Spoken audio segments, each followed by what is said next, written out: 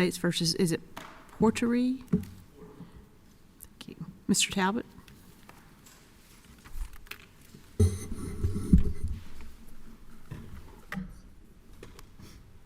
morning, Your Honors, and may it please the Court.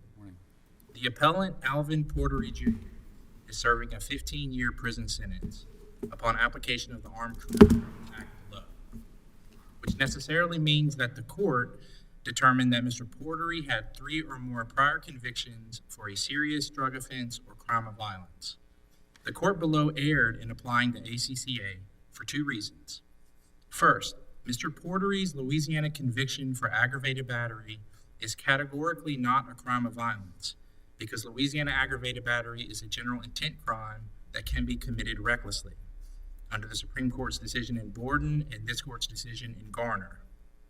Second, Mr. Porterie's 3 prior convictions for distribution of cocaine that he pled guilty to on a single day, October 11th, 1994, count as only a single conviction under the ACCA because there's no evidence in the record that those convictions occurred on occasions separate from one another, as required by the Supreme Court in Wooden. I'll begin with the Louisiana aggravated battery issue. Well, let me ask you this. So I'll make a hypothetical. I don't know what we're going to rule, but if we were to agree with you on the issue of the aggravated felony, but because of that, the PSR didn't really need to look at June 14 to 15, and they didn't really need to resolve the issue of the other cases. Should we send it back to the district court to review that, or is it a reverse and remand solely on taking this off the plate? Your Honor, I think on the second issue, the Wooden issue on whether there are enough remaining convictions if the ag battery falls, I do think the proper resolution would be a remand for a new sentencing. And I base that on the court's recent Al-Kagani case, which I cited in a 28J letter last week. It was decided after our briefing. Yeah, I'm well aware of that case. I was on the panel. But in that case, I think the facts are very similar. And in that case, what the court decided to do on plain error review was remand for proper consideration of Shepard documents if they exist. So I believe based on that precedent, that would be the proper outcome here if the court determines that ag battery is categorically not a crime of violence. Okay. Do you agree that the analysis is controlled by our Garner opinion with respect to the first issue that you mentioned? I do, Your Honor. Okay. So in that case, and correct me if I'm wrong, the panel looked to whether there was a realistic possibility or probability that the state would actually apply the law in question to reckless conduct. Isn't that right? That's correct, Your Honor. It kind of looked to the actual case requirement. Okay, so since Garner controls, as you say, we also would have to do that with respect to aggravated battery, right? Yeah, I believe so, Your Honor. Okay, so what's your best case that a Louisiana court would apply the aggravated battery statute to mere reckless conduct? So I think there's 2 best cases. There's a Louisiana Supreme Court case in Howard, and there's a Louisiana Fifth Circuit Court of Appeals case in TM. So I'll start with Howard, which is cited in our briefs. In Howard, the defendant was in an argument with his girlfriend, and she was seated in someone else's car. And what Mr. Howard did is he had a firearm, a gun in one hand, and with his other hand, he tried to remove his girlfriend from the car by grabbing her shoulder. And when she violently pulled back, the gun accidentally discharged and shot his girlfriend. And so the Court of Appeals in Louisiana on that case reversed his ag battery conviction and said that there's no evidence at trial that he intended to shoot the gun, that he intended to shoot his girlfriend, or that he intended his girlfriend to be shot. And the Louisiana Supreme Court in Howard heard the case and reinstated ag battery. And it said this. It said that it agreed that no rational trier of fact could find that Mr. Howard intended to shoot the gun or shoot his girlfriend, but that a reasonable person standard under general intent, a reasonable person would know if you have a loaded gun in one hand and you grab someone's shoulder in the other hand, a probable outcome could be that the gun goes off accidentally. And the words used by Howard are, it's a reasonably foreseeable consequence. And so the Louisiana Supreme Court in Howard affirmed a conviction that's based on recklessness, right? Does it say reckless in the decision? It does not use the word reckless. It uses the words reasonably foreseeable consequence in reference to the general intent requirement under Louisiana law, which which encompasses recklessness according to Garner. Because, and to kind of quote some of the language from Garner, the way Garner described Louisiana's general intent crimes is that general criminal intent focuses on the objective activity of the defendant and its probable consequences. It's not concerned with the defendant's thoughts or intentions. It's a reasonable person standard. That's a 1994 case, and the district court in our case said, well, there was an amendment in 2012. So did that amendment affect Howard? It did not, Your Honor. It did not affect Howard's holding that ag battery is still a general intent crime in Louisiana. And so, Your Honor, I think Howard alone is enough. I think Howard meets the actual case doctrine to show that defendant's actions that were reckless were affirmed by an actual Louisiana court under ag battery. But another case is the Louisiana Fifth Circuit case of TM, which cites to Howard. And in TM, the Fifth Circuit was looking at a juvenile case where a 14-year-old student, she took the razor blade out of a pencil sharpener and she put it in her glove and she high-fived two of her classmates. And each of those classmates received a small cut on their hands. And when TM noticed the cut, she applied pressure to her friend's hand, walked her to the principal's office and said, I didn't know a little pencil sharpener razor could cut someone. And so when she's convicted and she appeals to the Louisiana Fifth Circuit, she makes that argument and says, I didn't intend to hurt anybody. I didn't even know that this could cut someone. And the Louisiana Fifth Circuit in TM says, it doesn't matter, right? And the quote is here, the evidence at least supports a finding of general intent.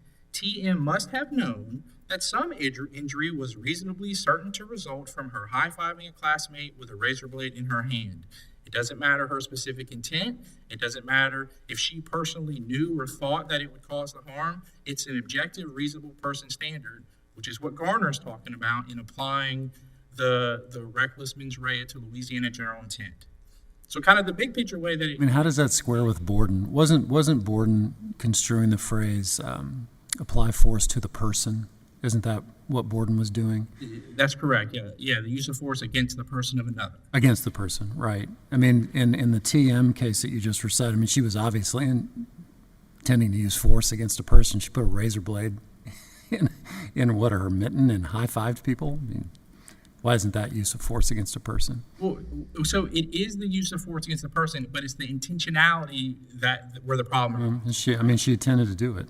Right. She didn't think it would hurt him, but she intended to do that. Well, I think what the TM court is saying is that even if she just intended to high-five her classmates, which means she didn't intend to hurt them, right? She just intended to high-five them.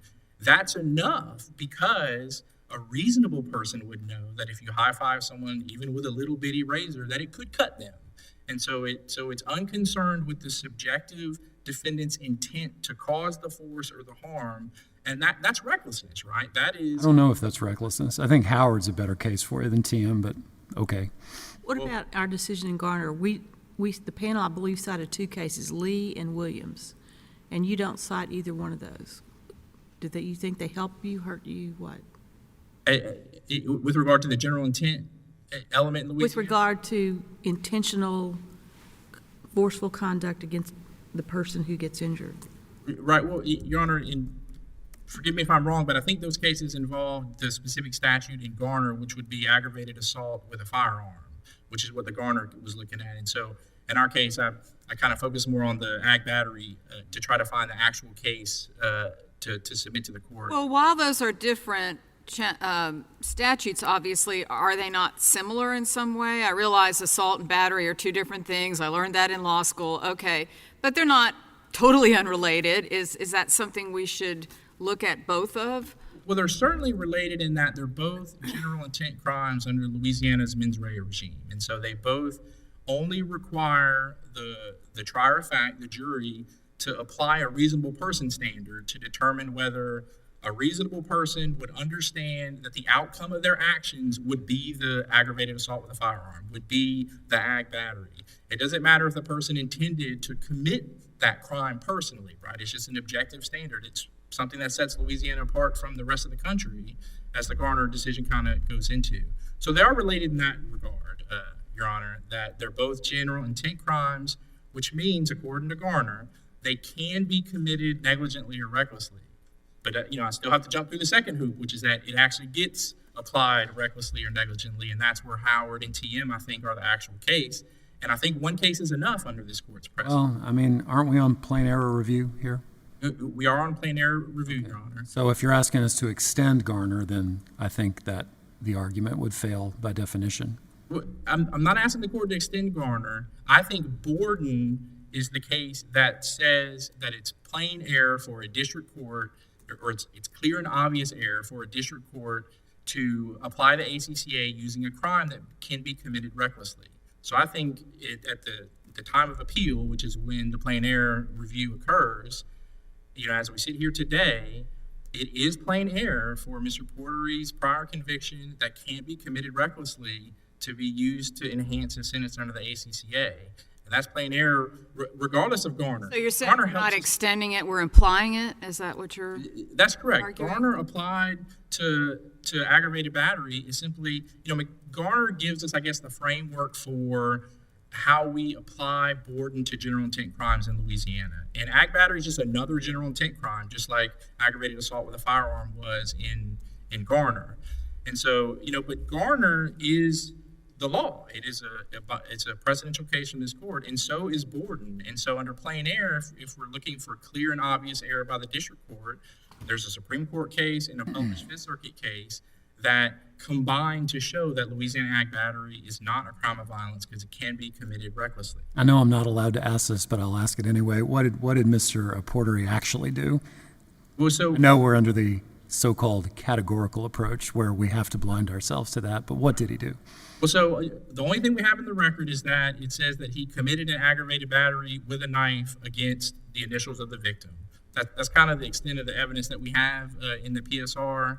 So that's what we know. So we know it's not the aggravated battery with the poison, which is an alternative way to commit that offense. But that was in 2006, though, so it's quite an old conviction for Mr. Porterie. So the second issue, and Mr. Porterie has to win both issues, Your Honor. He has to convince the court that aggravated battery is categorically not a crime of violence, and that the district court erred in applying his prior distribution of cocaine convictions against him as well. And that is the Wooden issue. And so what we have in the record... But the district court really didn't have, that's what I said at the beginning of your argument, is the PSR made them 2, and if you add the aggravated battery, then that's 3. So they didn't have to sit around and say, well, were you dancing on 14 and 15 from 11:59 to 12:01, or was this really separate? So it really wasn't central to the case at the time, right? That's fair. It wasn't. No one considered it below, right? No one really challenged or considered whether his distribution of cocaine. So wouldn't we just remand in the first instance if we ended up agreeing with you on the aggravated battery? I think so, and I think Al-Qagani requires that. I think that's what that holding says is, and to kind of compare the two, right? In Al-Qagani, the defendant was on plain error review before the court, and the defendant had 4 judgments for the crime of burglary of a habitation of offenses committed on 3 different days. And the district court in that case erred because it relied only on the PSR, which is what the district court did in this case as well. And so what the Al-Qagani court said, Your Honor, was that because none of the judgments in that case listed the time of the offenses or the locations, that a remand was appropriate. And those are kind of the same facts we have here. But we're still on plain error review, though, right? We're still on plain error review. So I guess I don't know if this slots into affected his substantial rights, assuming following Judge Haynes' train of thought. Let's say we find plain error with respect to the Garner issue, but then we have to find that it's affected his substantial rights, correct? That's correct, Your Honor. And if he had 3 otherwise qualifying controlled substance offenses, it wouldn't. That's correct. And yet in the record we have an October offense, and we have, what was it, June 14 and 15? Right. We have 3 convictions that combined say that they occurred on June 14th and 15th. So, okay, so it doesn't affect his substantial rights. I think it does, Your Honor, because so certainly the October one counts. I don't think we have a fair argument there. But his convictions for June 14th and 15th, there's no evidence in the record to determine that those occurred on occasions separate. That's what Al-Qagani was about. The dates? 2 days right after each other. And so the question is whether it's 11:59 p.m. to 12:01 a.m. or the morning of day 1 to the evening of day 2, which could be different enough. And I mean, the PSR put them together, right? That's correct. The PSR counted all three as one conviction for guideline purposes. And wouldn't, to show that? I'm sorry, Your Honor? Whose burden is it to show that there are three controlled substance offenses and not two? Well, that's an interesting question. In the district court, it's the government's burden to prove that he has three predicates that occurred on occasion separate from one And another. it's by preponderance? But it is by preponderance. It's Mr. Porterie's burden on appeal to show that his substantial rights were affected, right? And so, but I think Al-Kakani settles this issue because it's similar facts, and that was a plain error case, and the court said because the district court erred in considering just the PSR as evidence and didn't have any Shepard documents, which is true here, and because you can't tell whether they occurred on occasion separate than one another, but the time is close enough that it's a really close issue, a remand was appropriate. What case says that maybe it's Wooden, that says if you have separate dates, that's presumptively separate crimes? So Wooden says that ordinarily offenses that occur days apart or with a substantial gap in time will ordinarily occur on different occasions. But it also says that you're looking for, quote, substantial gaps in time. I see my time is up, man. Finish the thought? Please. Or significant intervening events. And there's just no evidence in the PSR of an intervening event. He wasn't arrested in between the offenses. So I think that a remand is proper. Thank you, Your Honors.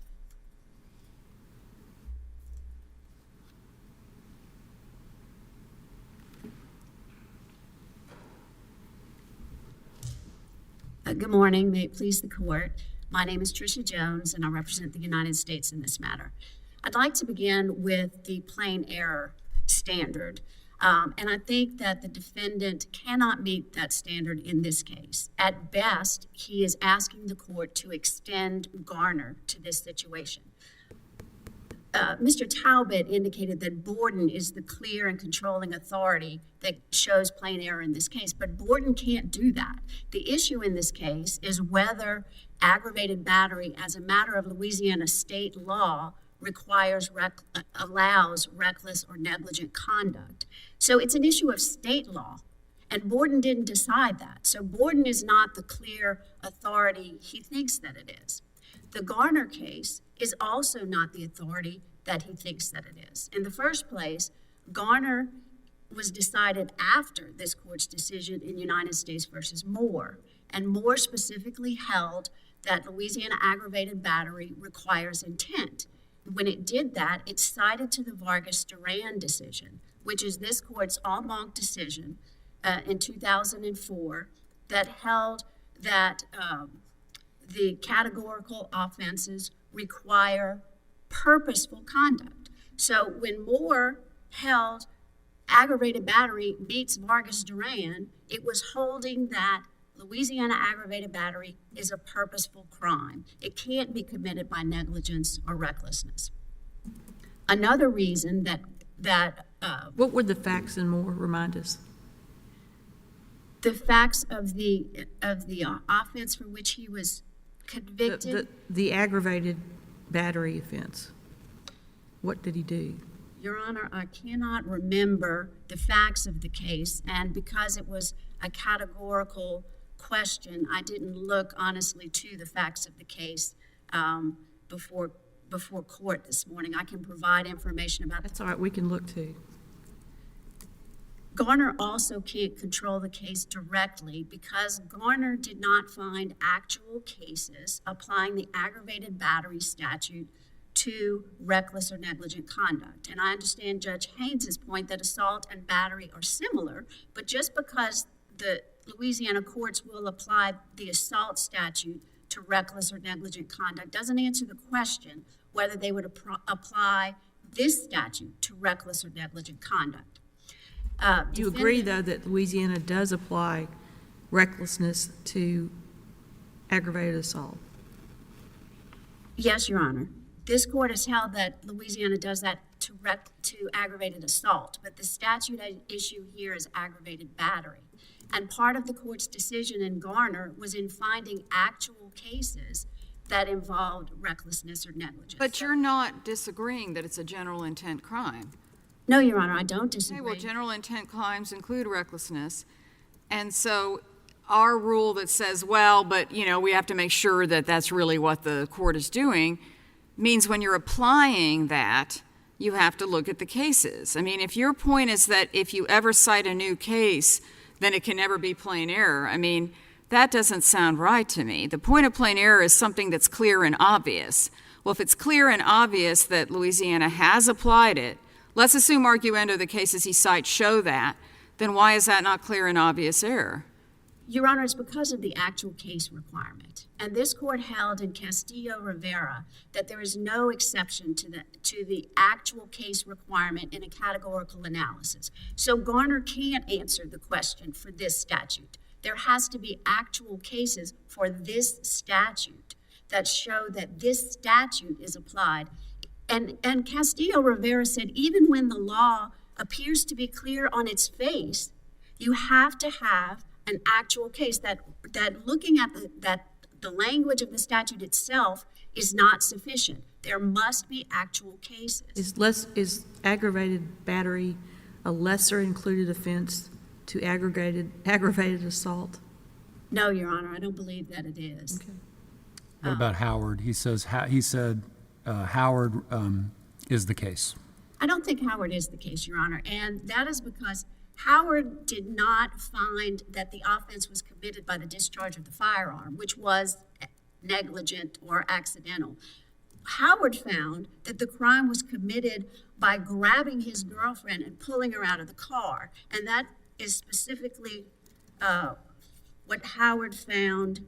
It said, any rational fact finder could have determined that the offense was committed when he took his gun in hand, grabbed her by the shoulders, and attempted to pull her out of the blazer. So that was the conduct. I see. He He meant to contact her by grabbing her. He had a gun in his other hand. Absolutely. Ergo, aggravated battery.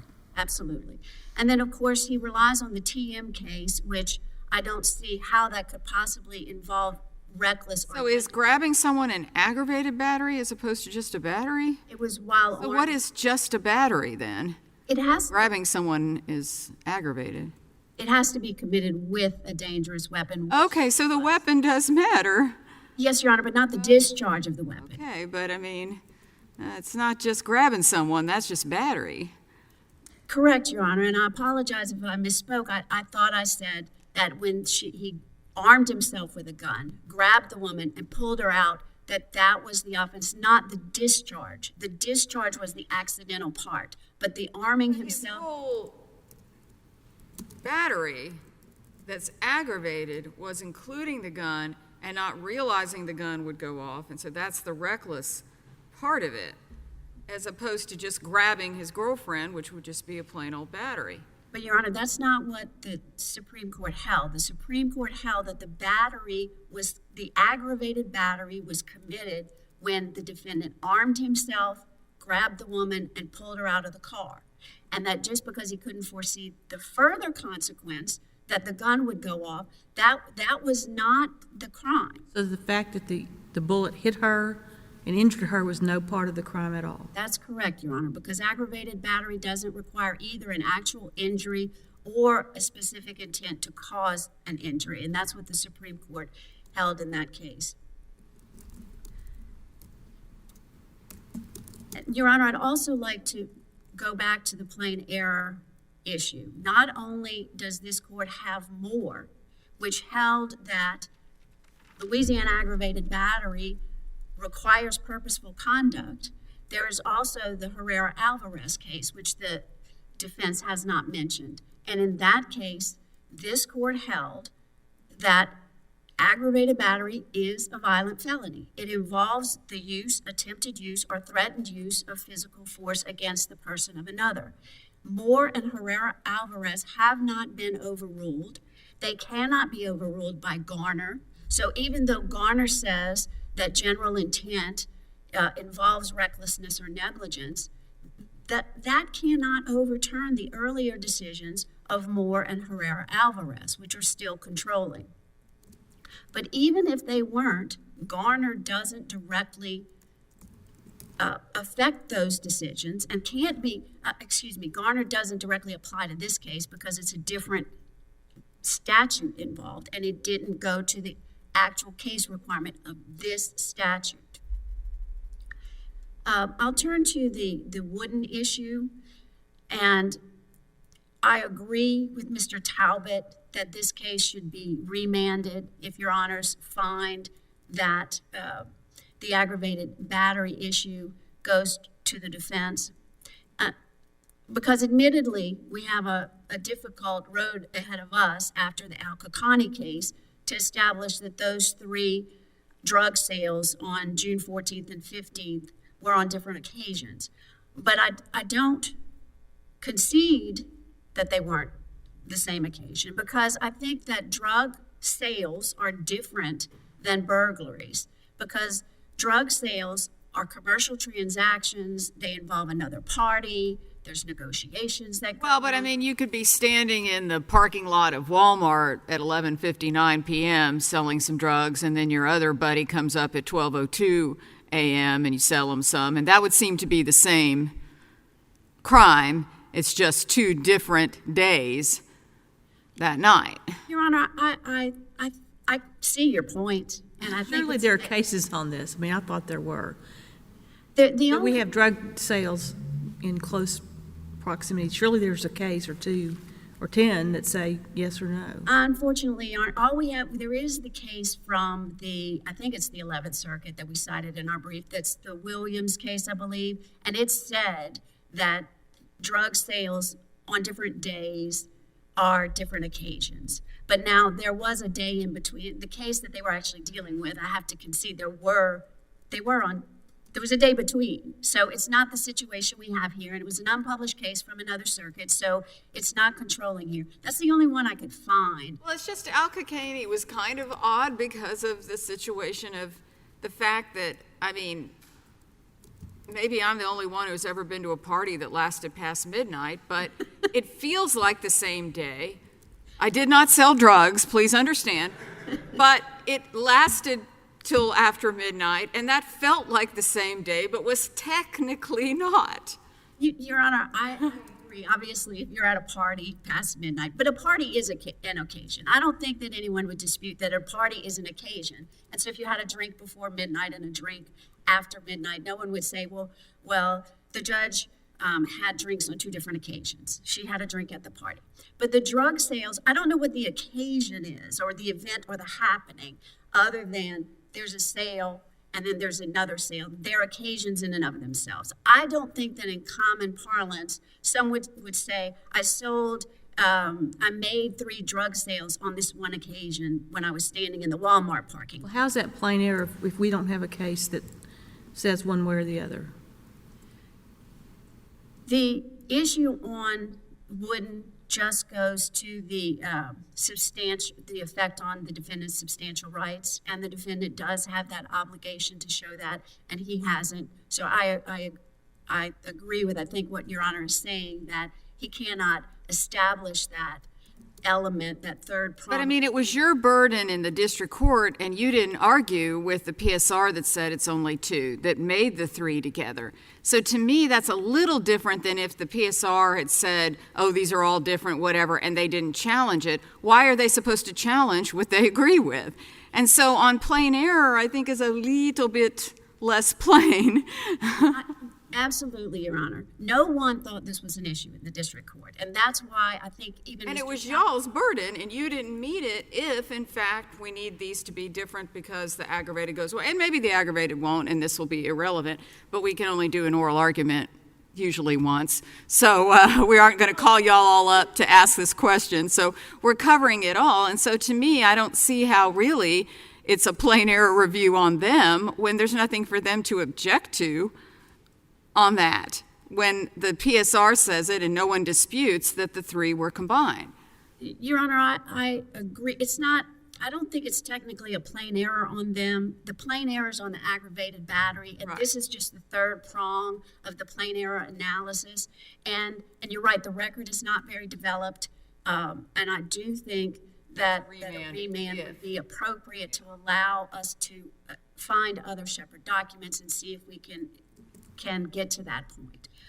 But I do think that it's possible for this court to find that he didn't carry his burden of showing the third prong, and that for that reason, the aggravated battery issue is not plain error because he didn't carry the burden in this court of showing a substantial effect on his. Why is it not substantial if that really wasn't something that should have been considered? Well, I don't think he can show that it wasn't on the. Well, that's different. That's the part 2 of plain error review. How is it not substantial? If in fact it was not, and it was a general intent and it was not, and it was reckless, let's say that is true. How can this not be a substantial impact? If the drug offenses were committed on different occasions, and if Your Honor can find that drug offenses committed on 2 different days, As or a matter even of separate- law, as you're a saying matter we're of law. supposed to rule that As a matter opposed of to law. remand for first consideration. Yes, Okay, Your Honor. I get that. Yes, Your Honor. Okay.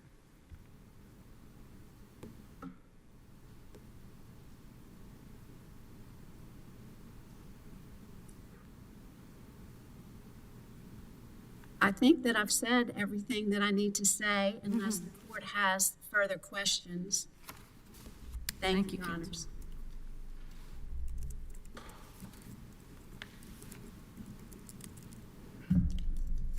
Thank you. Chief Judge Richman, I want to respond to one of your questions about, surely there's some case law about whether drug offenses committed close to each other are part of the same occasion. And counsel's correct, there's not a case, there's no cases on the ACCA. But one thing that Wooden tells us is that in answering that question, whether something's committed on the same occasion, you should look at the character and relationship of the offenses and whether they are for a common scheme or purpose. And the language common scheme or purpose, that's in the guidelines for relevant conduct. And there are numerous cases that uphold relevant conduct for drug sales that occur months apart as the same course of relevant conduct for guideline purposes and aggregation of drug quantities. And so I would say that the language used in Wooden certainly seems to invoke some of the guideline case law about common scheme or purpose, where courts have almost uniformly said, if you're selling drugs repeatedly over a course of time, often many months, that's part of the same common scheme or purpose for relevant conduct. And you could only convict them for one crime? That doesn't seem right. Well, in my case, we only have 2 dates, right? I mean, obviously, You know, there could be a timeline here. You're saying months. Surely that's not the law. and I don't think, I'm not saying that months would be enough. It's enough for relevant conduct. It's enough for that one factor of common scheme or purpose. But Wooden has other factors: substantial gaps in time, significant intervening events. We don't have any of those as well, right? So this case seems to present. Well, if you sell drugs every day for 6 months, can you argue this went on every day for 6 months? You can only convict me of. That sounds like a tough argument to make. Luckily, I don't have those facts here. I just have 2 dates. But, certainly I think looking at the Wooden factors and applying Al-Kagani, I don't think the record here shows enough for the court to say that. I mean, you're making a midnight party argument here, right? That's correct. You need to make a party for 3 months argument. Right, that's correct. Yeah, my point was just the common scheme or purpose language. There is case law interpreting that as far as the guidelines. And the final thing I'll say about the 3rd and 4th prong of plain error is that if Mr. Porterie only has 2 prior convictions, then his 15-year sentence is now 5 years above the statutory maximum. And this court has a body of case law, Horniak, Knowles, that are cited in the brief that say that affects both substantial rights and seriously affects the fairness, integrity, and public reputation of judicial proceedings. So I think this is the correct case for Your Honors to find that aggravated battery is categorically not a crime of violence and remand for a resentencing on the occasions clause of Mr. Porterie's prior distribution of cocaine.